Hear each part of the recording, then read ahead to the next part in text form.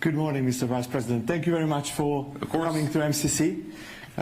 We have a big audience today, and we would like to have more time, but we have only 30 minutes, so I start immediately. Sure. Why did you accept our invitation to MCC? It's the first time that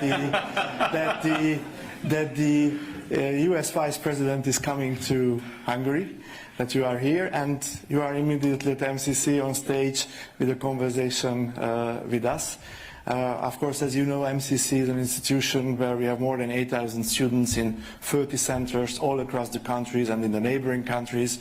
We also do a lot of research, a lot of events, and from the age of 10, basically till the PhD, till the end of the PhD studies, we have a lot of students. Why was it for you important to come to us? Well, I'll give you two answers. So the first is that I was having lunch with Viktor Orban yesterday, and I said, what can I do to help? And he said, go and speak at MCC. And I said, okay. Teach me ever to ask that question again. But no, we're very excited to be here because it is such an important institution. And what I like about MCC is that it shows, I believe this was started in 1996, correct?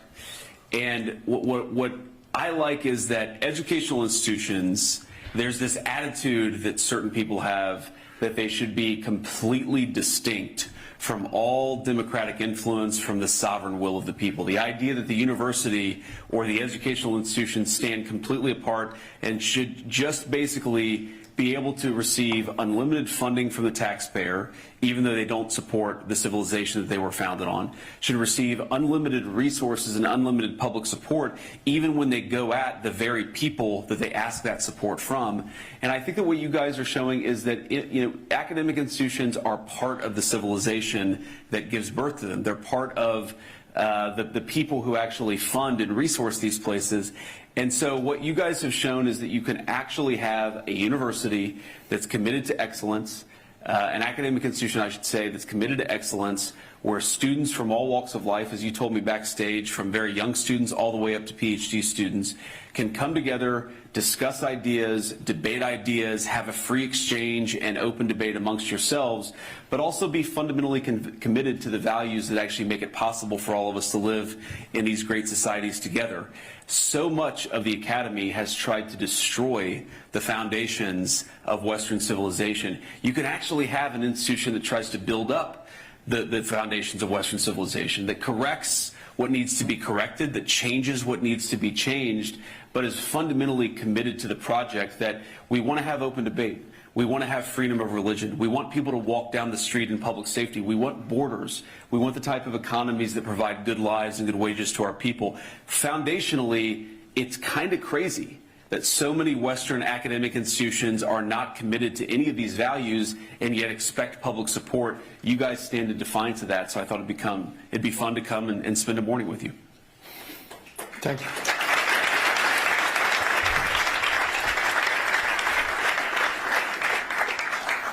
I could talk for hours about MCC, but let's jump into political topics. You have now an issue in the United States that the Ukrainian intelligence services attempted an influence on the American elections. Sure. Can you a bit describe to the Hungarian audience what is this about? And why I ask it's because it's a topic as well in Hungary. Yes. The Ukrainian, we have this issue with the Druzhba pipeline, which is delivering oil through Ukraine to Hungary. Also, President Zelensky said that if Viktor Orban doesn't change his behavior, he will send his soldiers to his private address. So also we have an issue with this, this question of Ukrainian influence. What is the situation in your country, and how do you see this in Hungary? So first of all, I wasn't even aware that Zelensky had said that he was going to send private soldiers to the Prime Minister's residence until yesterday. Victor actually told me that, and then I went and looked it up. Almost couldn't believe it's true, but it's true. It's completely scandalous. You should never have a foreign head of government or a foreign head of state threatening the head of government of an allied nation. It's preposterous. It's unacceptable. And what I find so interesting about, there's a lot of conversation about foreign influence in our elections. So you saw this back in 2016, where a lot of the American media said that it was a true scandal that the Russian government bought like $500,000 of Facebook advertisements during the 2016 campaign. And for what it's worth, I don't want Russia involved in our elections in the same way that I'm sure you don't want any other country involved in your elections. I've also been told that the Vice President of the United States coming and saying that Viktor Orban is doing a good job and is a helpful statesman to the cause of peace, that's foreign influence. But what's not foreign influence is when the European Union threatens billions of dollars withheld from Hungary because you guys protect your borders. That's apparently not foreign influence. What's not foreign influence is when the Ukrainians shut down pipelines, causing suffering among the Hungarian people in an effort to influence an election. That's allegedly not foreign influence. It doesn't pass the smell test. Foreign influence is when other governments threaten, cajole, and try to use economic influence to tell you how to vote. And that, to the Hungarian people, whether you like Viktor Orban or not, whether you agree with this or that policy, that is fundamentally an assault on your sovereignty. You know what I have never done, even though we have, of course, a lot of economic power in the United States of America. We are the economic and military superpower of the world. We have never threatened Hungary, saying, if you don't vote for Viktor Orban, you're not going to get this and this. We would never do that because we respect the Hungarian people enough to respect their sovereignty. The fact that so many foreign actors, whether they're transnational organizations like the bureaucrats in Brussels, or whether it's foreign governments, are literally threatening the Hungarian people, vote this way or we're going to exact our revenge on you, that should make you very angry. You should vote against that for the simple reason that you are sovereign in this country. One of the coolest things about my visit is, late yesterday, when it was closed down, we went and saw the crown of St. Stephen in the Parliament. And I love the symbolism of this, of course, because it's one of the oldest, maybe the oldest surviving crown that exists in Western civilization, but it's there at the center of the parliamentary building. What does that mean? That means that sovereignty rests with the Hungarian people. The people are sovereign in Hungary. But for that to be true, the Hungarian people have to reject these foreign influence operations, vote for who they want to be their leader, reject the Brussels bureaucrats.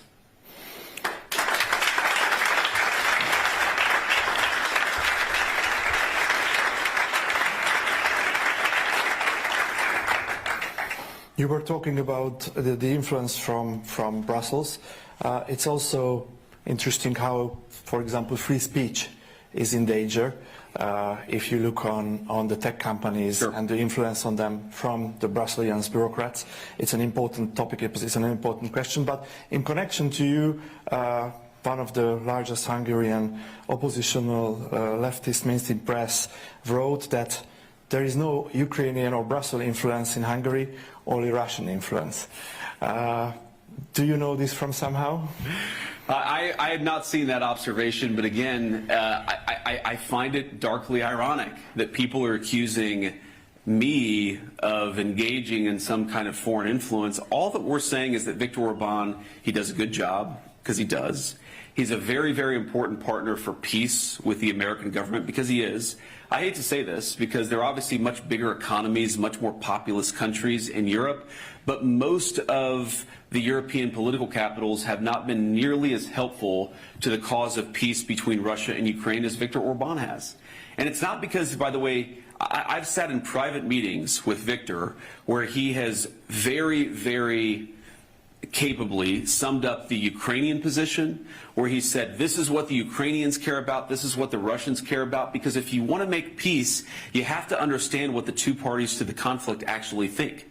It's not a betrayal to try to understand where both the Russians and the Ukrainians are coming from. It's a necessary component to achieving a peaceful settlement. That's not Russian influence, that's a desire for peace. This is not American influence. Do you know how much, again, I would never do this, but you know how easy it would be for the United States to threaten Hungary economically in the same way the EU has? We would never do that because we respect our friends enough to respect their democratic will.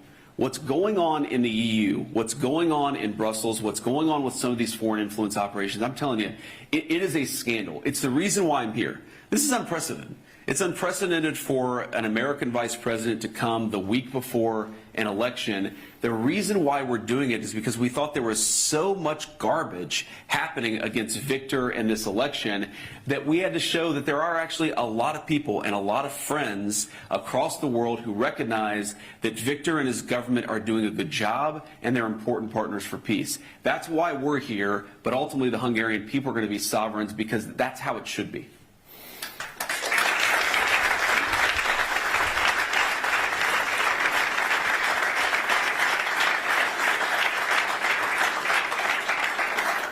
We often hear that we are living in dangerous times. There is an ongoing situation in Iran now, but of course, which is next to our border, is the Russian-Ukrainian conflict.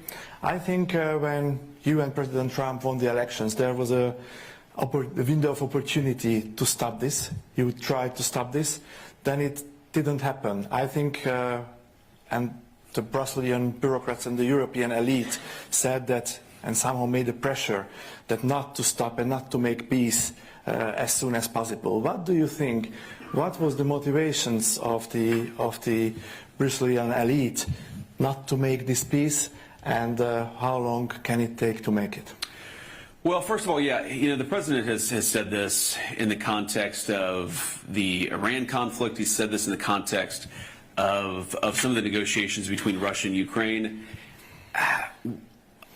As much as we love Europe, and as much as we love European peoples and cultures, I mean, the United States, as you know, is very much a daughter nation of the European continent. We've been disappointed by a lot of the political leadership in Europe because they don't seem particularly interested in solving this particular conflict. And what the president has said is it's the hardest war to solve. In some ways, we thought it would be the easiest, but it has been the hardest. We've been at it for now 14 months, and we're just going to keep on working at it. We have made significant progress. I mean, if you go back to where we were in the beginning, where we couldn't even get the Russians or the Ukrainians to put on paper what is it that you want in order to settle the conflict, we've now gotten that. And we've got pieces of paper from the Ukrainians and pieces of paper from the Russians. We've actually got them to state their positions, and over time, their positions have gotten closer and closer together. Now, obviously, they're not perfectly aligned, because if they were, the conflict would be over. But, we've had a lot of help from some of our friends. I think Giorgia Meloni in Italy has been very helpful. Even some of the Western European capitals have been helpful, at least behind the scenes. But the most helpful has been Victor, because Victor is the one who's encouraged us to truly understand this, to understand from the perspective of both the Ukrainians and the Russians what is necessary for them to end the conflict. And that's why we've made some progress. We haven't obviously made the final amount of progress, but I'm pretty optimistic about this, because fundamentally the war has stopped making sense. What I would say to both the Russians and the Ukrainians is, we're talking about haggling at this point over a few square kilometers of territory in one direction or another. Is that worth losing hundreds of thousands of additional Russian and Ukrainian young men? Is that worth an additional months or even years of higher energy prices and economic devastation? We think the answer is clearly no, but it takes, two to tango. So while Victor and President Trump are going to continue to work towards a peaceful settlement, fundamentally we can only open the door. The Russians and the Ukrainians have to walk through it. And what do you think about Europe? Europe has several problems if we look on the growth numbers of the European Union, on the competitiveness, on the energy prices. How do you see Europe, and what could be the future for Europe under these circumstances? Yes, it's very sad, because there's so much. I talked about this in my speech last night a little bit. There's so much discussion in the European press. Do Vance and Trump and Rubio, do they hate Europe? Do they love Europe? The answer is we absolutely love Europe. It's an important trading partner, but most importantly, again, like I said, it's an important cultural cousin of the United States of America. The ideas that founded the United States of America were first birthed on the European continent.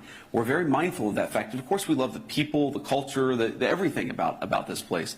But we do have some disagreements with the political leadership. In particular, why have the Europeans, while saying, by the way, that Russia is the biggest national security threat, why have the Europeans made themselves completely dependent on unreliable sources of energy? Like, if you think that Russia, an energy superpower, is the biggest threat, you should do everything in your power to make yourselves economically and energy dominant, like President Trump has done in the United States. Our European friends have done the exact opposite. If you look at the cost of electricity in the United Kingdom, which is way underinvested in their energy resources, you know, UK families are paying 4 times, 5 times, 6 times what United States citizens are paying for electricity. Now, obviously, I care most about America's citizens. That's who I'm elected to represent. But isn't it a scandal that middle-class Brits, that people who are working hard and playing by the rules, can't afford to heat their home, can't afford to transport themselves to work because their leadership has made energy so expensive? Isn't it a scandal that when normal people on the European continent try to talk about what's going on in their governments, they try to criticize their governments, they try to exercise their rights of free speech, those governments then go to American social media companies and say, you must censor the citizens of your own country because we don't want to hear them. We don't want to hear their free expression. We don't want to hear their free speech. There's just so much wrong with the political leadership. And I would particularly say the bureaucratic leadership in Brussels, right? People who aren't elected, who are not responsive to the democratic will, and I think have made the European continent less secure, less free, and less prosperous. The reason why we make criticism of European political capitals is because we want Europe to thrive, and we think they're making a lot of mistakes. You know, I've had a lot of conversations with European friends, with European heads of state and government, and it's always funny. They always say, well, you know, the United States it defies economic logic. You guys just have way higher economic growth. You have way lower energy costs. They say this as if it was something that happened through accident, rather than through the policy choices of the President of the United States. It is not magical that the United States has lower energy costs than the United Kingdom. It's because we've made smart decisions and their leadership is not. They could change course, and we hope that they will.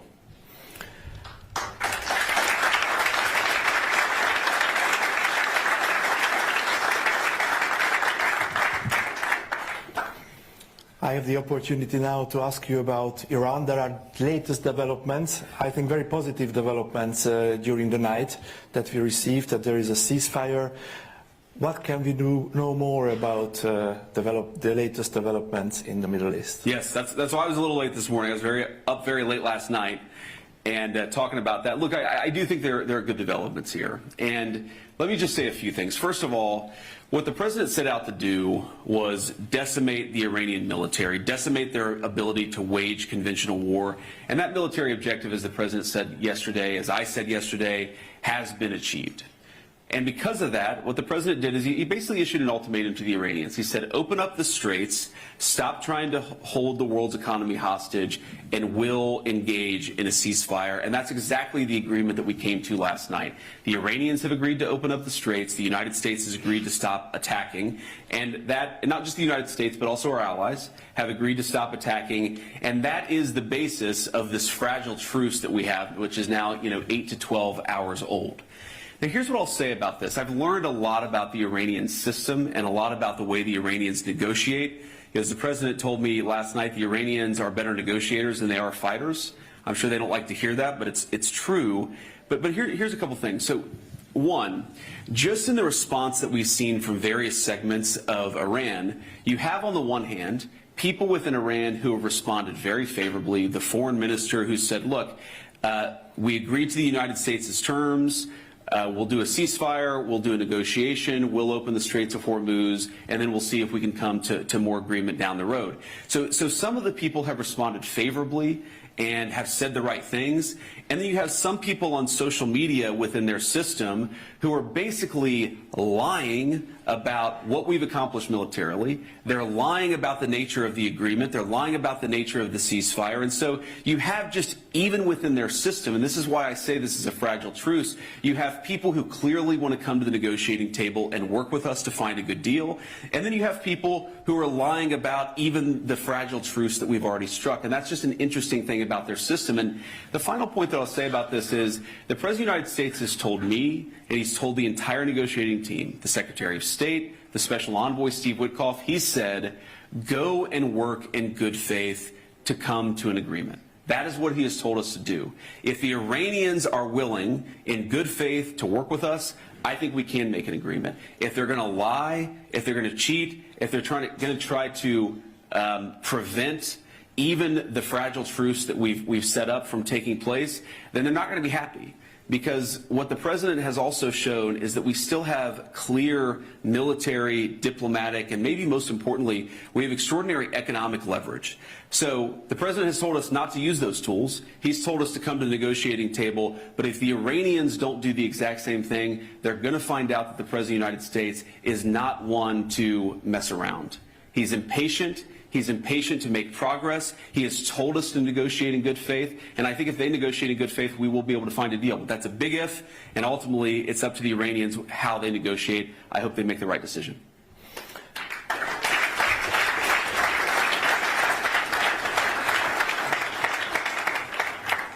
We are here with a lot of talented Hungarian students. You talk a lot about education. Yes. How do you see the future of education? In which direction should it be developed? And do you know a bit the Hungarian education system, especially the tertiary education system, our university system? What is your opinion about this, and how will you develop your education system? Well, I like that the Hungarian university system has imposed what I would call some democratic constraints here. The taxpayer should not be expected to fund radical gender ideology. The taxpayer should not be expected to fund sets of ideas. Now, people have free speech, of course. They can say whatever they want to, but you're not entitled to taxpayer funding if you're advocating civil unrest and violence in the streets and gender ideology. Ultimately, the taxpayers, they're the ones who decide what they're willing to fund, and they should be the ones making that decision. So I really admire that Hungary has actually brought some common sense back to the connection between funding and the university system. You can say whatever you want, but in Hungary, you don't get unlimited subsidy if you want to say something that's really crazy or that promotes violence, etc. I think that's a very important thing. I think in the American system, we're making progress in that direction. We've said to the university system in the United States that you're no longer allowed to discriminate based on race. This sounds crazy, but 3 years ago, not only were they allowed to, but they were actively encouraged to discriminate against white students, against students of certain faiths. They were told, against Asian students, they were actually told that you had to have a higher score if your skin color was a certain tone, and a lower score if your skin color was a different tone. That's a violation of the American law. That's a violation of the American Constitution. That's a violation of basic morality.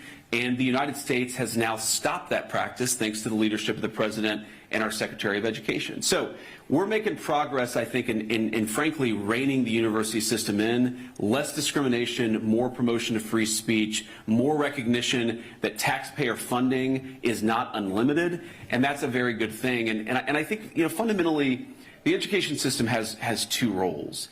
It has to prepare people to become effective and capable workers. They have to have the skills necessary to contribute to the modern economy, and they have to have the thought processes. They have to have the ability to think critically so that they can participate in a modern democracy.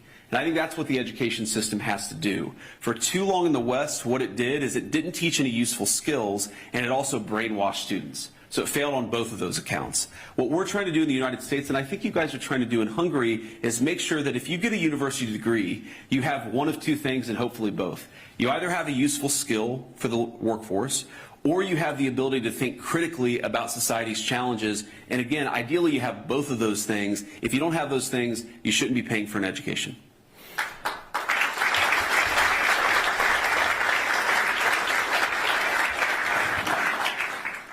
Your book is also translated to Hungarian. The Netflix movie about you is also watched in Hungary. You are coming from a more poorer family. Sure. You are coming from Rust Belt society of the United States, and you attended an Ivy League university. You have a degree from Yale. What was the most important that you received during your education? Well, that's a good question. You know, I mean, I guess the most important thing that I got during my education, at least in law school, is I got a wife. because we met in law school, and that's very important. I'd get in trouble if I didn't say that. But she's actually now pregnant with our 4th child, so obviously family is always the most important. Thank you. And, thank you. You know, family's the most important, and I do think that, you know, this maybe is going to sound trite, but not just marriage and relationships romantically, but also friendships. Some of the most important things that I got out of my educational experience, and I had a lot of good mentors who said, people don't invest enough in their friendships. This is a great opportunity to build the kind of friendships, if you're a young person, you're in university, to build the kind of relationships that really can last a lifetime. I think it's a very profound and powerful thing. You shouldn't, you know, yes, you want to get an education, yes, you want to get a good job, but you also, you know, you're spending 4 years with people, maybe longer. And I think you should take that opportunity to really get to know what you're interested in, who you are, and who you want to build a life with, because that's one of the best things that I think you can get out of an education. But I think that just, if you set aside the relationships, I think the most important thing that I acquired, if I'm being honest, at Yale Law School in particular, is that I learned how elite social networks actually work, okay? Like when I looked at this from the perspective of my hometown and I said, why are all the people who have the fancy jobs, why do they have this credential? Or why are all the people who are on the Supreme Court? Or why are all the people who have been in positions of political leadership, why do they all seem to know the same people and come from the same world? And the answer is that, as I think a lot of us know, whether it's in Brussels or Washington, D.C. or New York City, these places become very insular. And they're, you know, there are things about that just are. They're not good, they're not bad. It just, these places are insular. They're built around relationships. They're built around who you know. Many of the most important jobs in American society, I don't like this, by the way, but it's just the truth, are based on who you know. And so it's important to sort of develop those relationships, and it's important for conservatives in particular. I don't like this idea that conservatives shouldn't seek higher education. I don't think that we want to force everybody to go to college, but I think that if you're a conservative in the United States of America and you're interested in running for office, or you're interested in being a judge, you do have to get higher education, okay? So we can accept that college isn't for everybody while also acknowledging that for certain jobs and certain professions, college is necessary. But I think the very negative thing that I learned about it is that these social networks, because they're so insular, they also become very self-reinforcing. I think there are people who have political power in the United States of America, and I'm sure in Brussels too, who have no idea what the majority of Americans actually think about a given issue. They've actually never talked to a normal American, an American who comes outside of these social circles. I mean, I would meet people who went to a fancy prep school, who went to a fancy university, who went to a fancy law school, and had never spoken to a person from my home state of Ohio, even though, you know, it's at certain parts it's a 4 or 5 hour drive from Washington, D.C. And so I think one of the fundamental things that has to change, I don't know about the Hungarian system, but about the American system, is that unless we make education less, unless we make it, frankly, more of a meritocracy, where people can come from all over the country based on merit rather than on who you know, I think the system is fundamentally doomed. And maybe the most important thing about eliminating racial discrimination, particularly against middle-class white kids in the American education context, is not just the moral part of it, okay? The moral part of it I care a lot about. I don't want to discriminate against black kids, white kids, Latino kids. I don't want to discriminate against anybody based on your skin color. I think it's gross and immoral.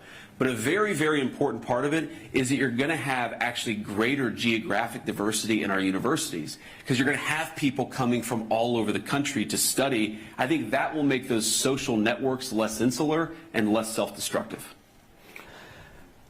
What would be your... There is a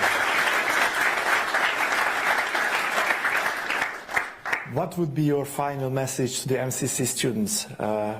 Here are young individuals, 18, 19, 20. What would be the most important that they should be very careful? And if you would be as young as they are now, how would you do your career? I'd say enjoy your youth while it lasts, because one day you'll wake up and you'll be 41 and you'll have a glass of wine at dinner and wake up with a headache the next morning and be talking to this fine gentleman. So enjoy it while it lasts. But I think the piece of advice I'd give to you, and I give it to American students, American conservatives in particular, is resist the temptation to think that victory is immediate or that we're going to win back our civilization through instant gratification. I mean, this institution was founded in 1996. It's far more influential than it was back then, but I think a lot of people, this is particularly true in the United States of America, if they see something that the administration does they don't like, they say, oh, that's not what we voted for, we're going to check out of politics. No. That's the exact wrong response. If we do something you don't like, the response should be to get more involved, to make your voice heard, and to try to push things in the direction that you want them to be pushed. Our civilization was not built overnight. It's not going to be saved overnight. And so what I'd encourage you to do is stay involved, be patient, and don't let disappointment turn to checking out of the system entirely. There's way too much of that, I would say, in the Anglo system and the American system. There's way too much, I didn't like this thing that the vice president said, or I didn't like this thing that the president did, and I'm going to completely check out. We call that blackpilling in the United States of America, and blackpilling is how you give power to the forces that are trying to destroy what our ancestors built. We need to take power back from those people and build the kind of institutions that can actually save our societies. It will not happen overnight. It will not happen in the term of one prime minister or one president, but it will happen so long as we keep our faith in God and we work hard to achieve it. That's what we have to do.